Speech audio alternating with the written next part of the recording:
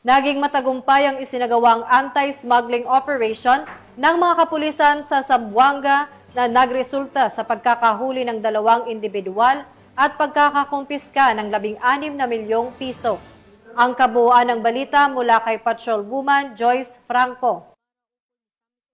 Ang 2 lalaki, kabilang ang isang pulis, matapos mahulihan ng mahigit 16 milyong halaga ng smuggled na sigarilyo sa isinagawang operasyon ng mga kapulisan ng Zamboanga City Police Station 4 Intelligence Section kasama ang 1st Special Operations Unit Maritime Group, Zamboanga City Maritime Police Station, Special Operation Team RMFB9, S3 Battalion RMFB9 at Tactical Support Company RMFB9 nitong madaling araw ng Setyembre 11, taong kasalukuyan sa Sitio Bactos, Barangay Talabaan, Zamboanga City. Kinilala ang mga naaresto na si alias Ben, 43 anyos, miyembro ng PNP na naka-assign sa Hulusulo at sinasabing may-ari ng mga smuggled na sigarilyo, at si Ernesto, 55 anyos, residente ng Barangay Divisoria, Zamboanga City na siyang driver ng sasakyan. Na-recover mula sa kanila ang isang Isuzu Elf close van na may plakang KBF 2276 at may kargang 282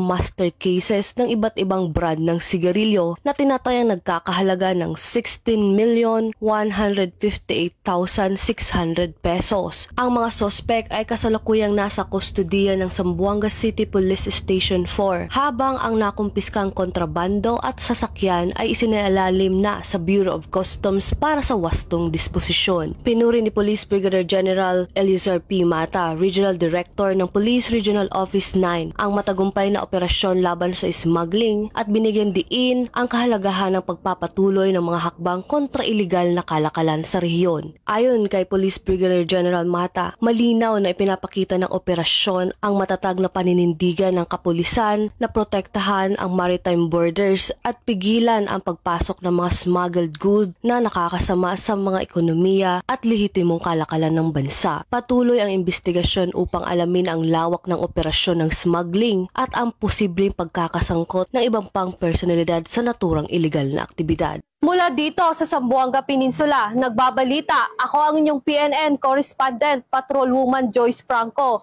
alagad ng batas, tagataguyod ng balitang pulis.